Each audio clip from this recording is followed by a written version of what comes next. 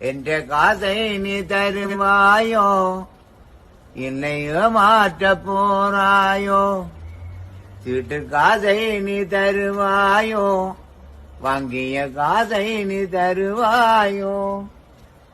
தாரே நன்று வாங்கியதை தருவதுமில்லை, கேட்க போன சண்டித்தனம் செய்தாயோ?